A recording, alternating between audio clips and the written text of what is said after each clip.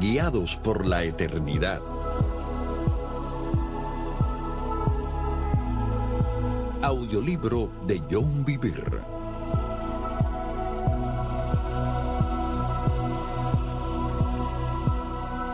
Entienda que su vida cuenta desde hoy y para siempre.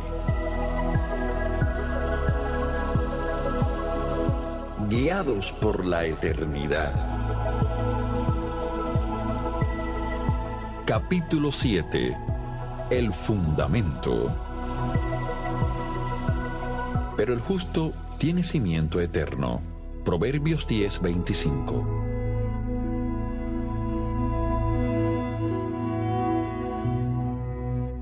Antes de volver a nuestra alegoría de Afabel para tratar los juicios y recompensas de egoísta y caridad, repasaremos lo que vimos en los últimos 3 capítulos.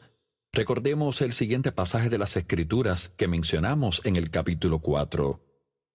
Por eso, dejando a un lado las enseñanzas elementales acerca de Cristo, avancemos hacia la madurez. No volvamos a poner los fundamentos tales como el juicio eterno. Hebreos 6:1 y 2. Al no tener un firme fundamento o cimiento en las verdades del juicio y el castigo eternos, no podemos edificar una vida sana y apropiada en Cristo. Podríamos compararlo con tratar de progresar en su educación sin tener las herramientas básicas que se adquieren en la escuela primaria, como la capacidad para leer. ¿Por qué es así esto?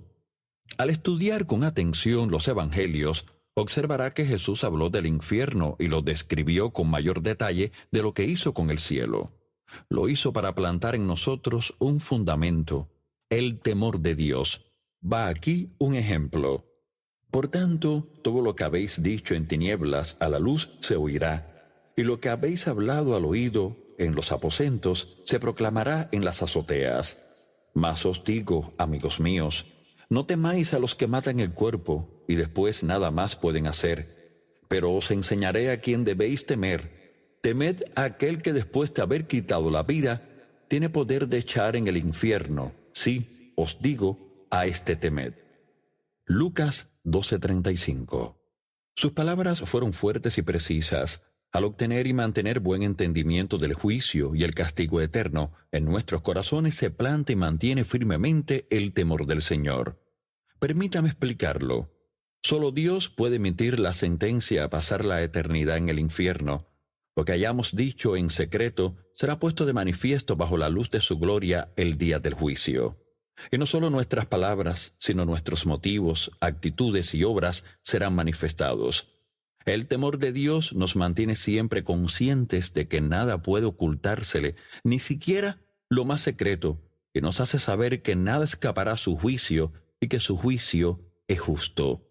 Si nos falta este entendimiento, podemos engañarnos, creyendo que Dios pasa por alto o incluso que no ve la desobediencia, y nos confortamos en una misericordia no bíblica que no existe, como lo hicieron engañado, corazón flojo y doble vida.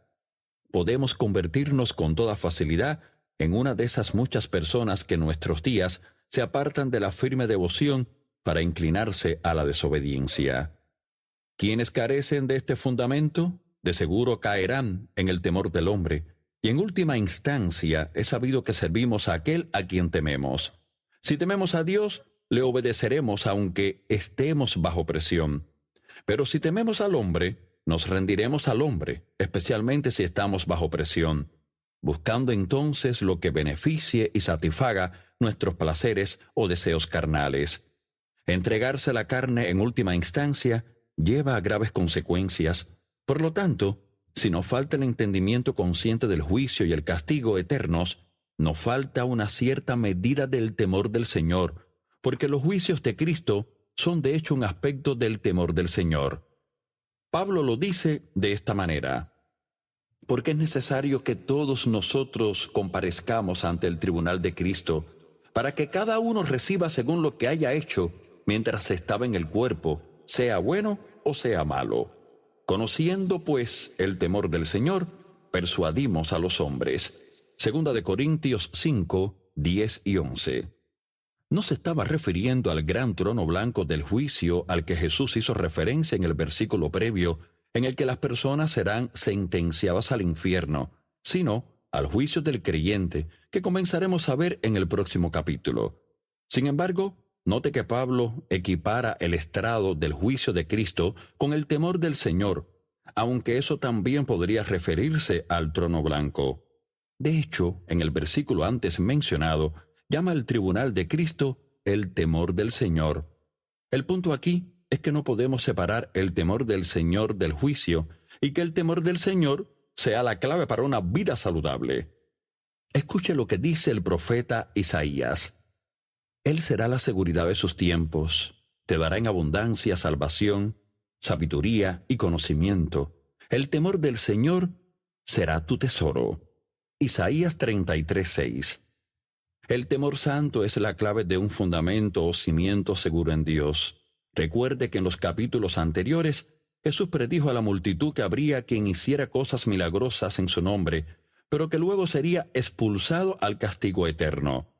No sorprende que de inmediato diera las causas de esta caída, el fundamento. Estas personas construirían sus vidas sobre una creencia y una idea que no soportarían las tormentas de la vida.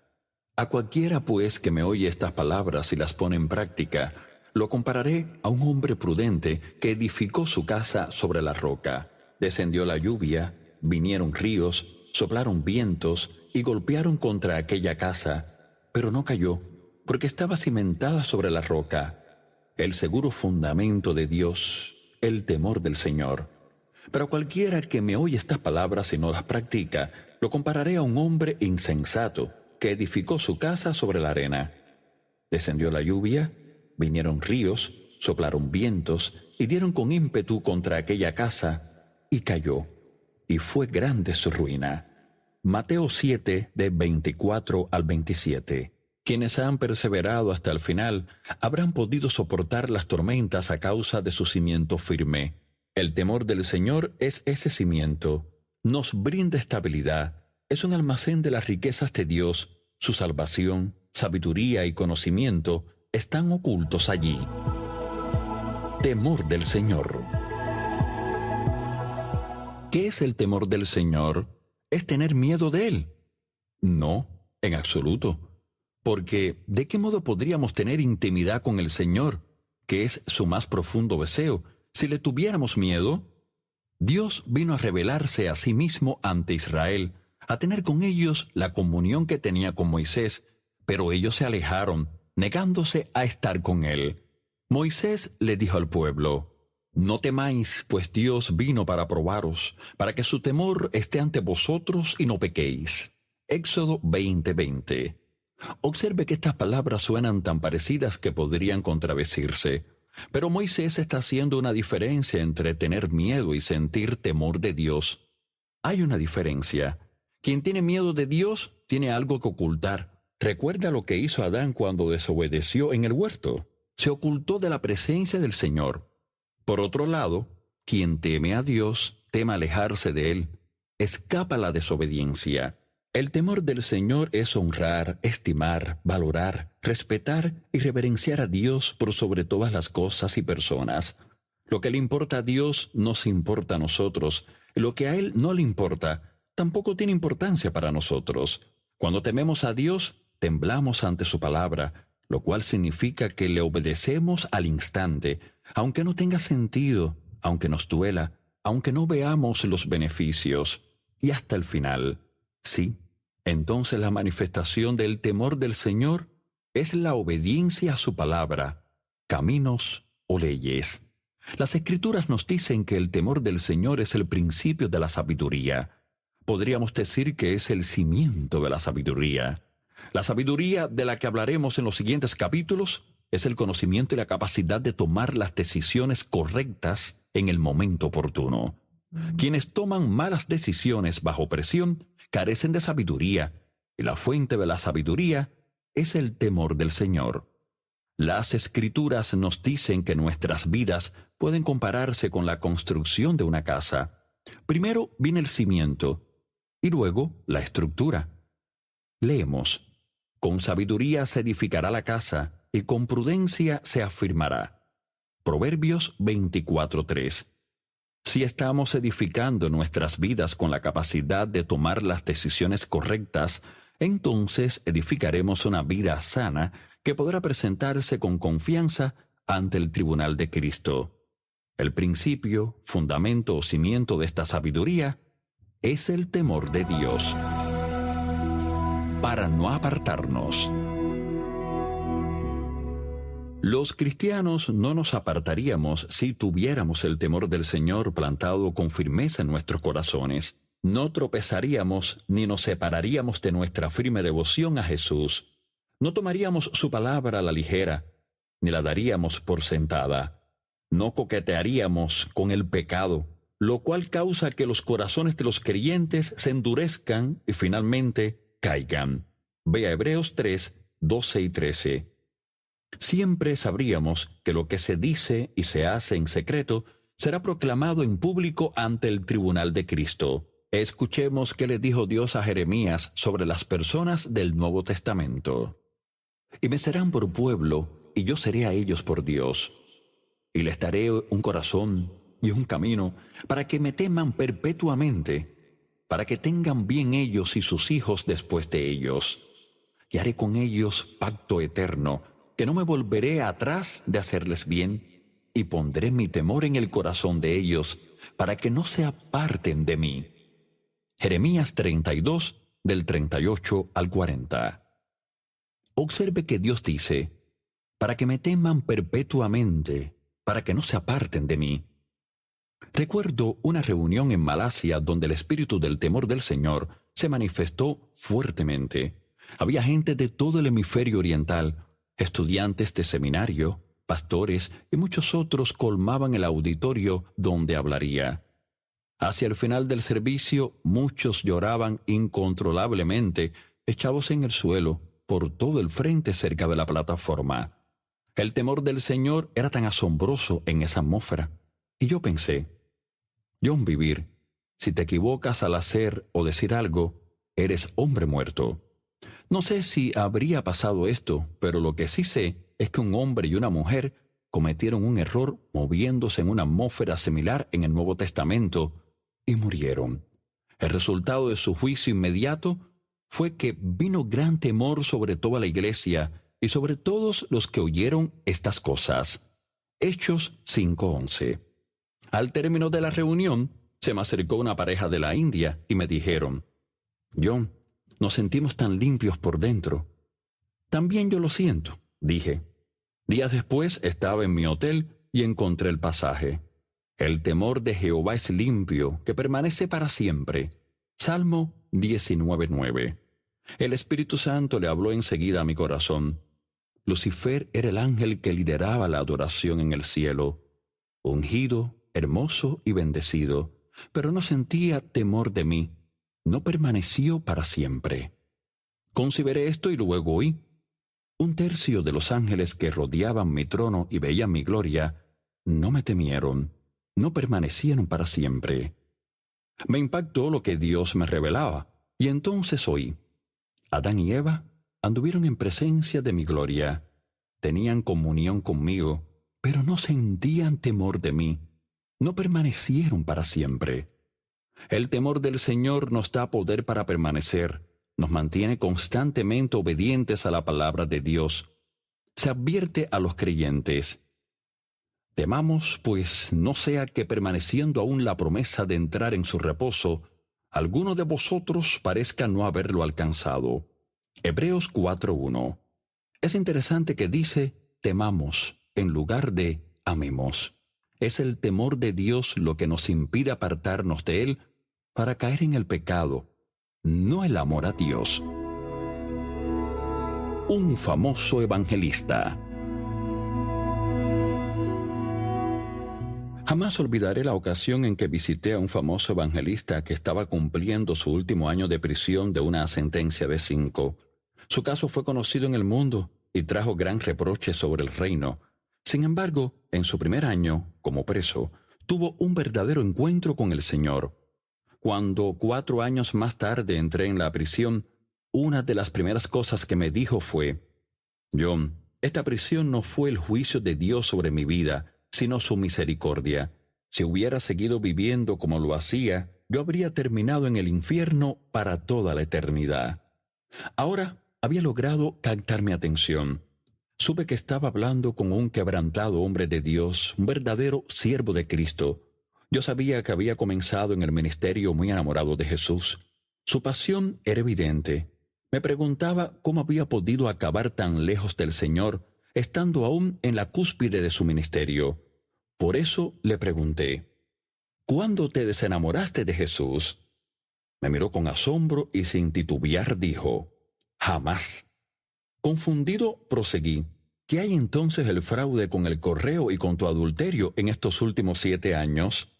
Es por eso que estás en prisión. John, dijo entonces, siempre amé a Jesús, pero él no era la autoridad suprema en mi vida. Este evangelista no sentía temor de Dios. Luego dijo algo que me dejó absorto.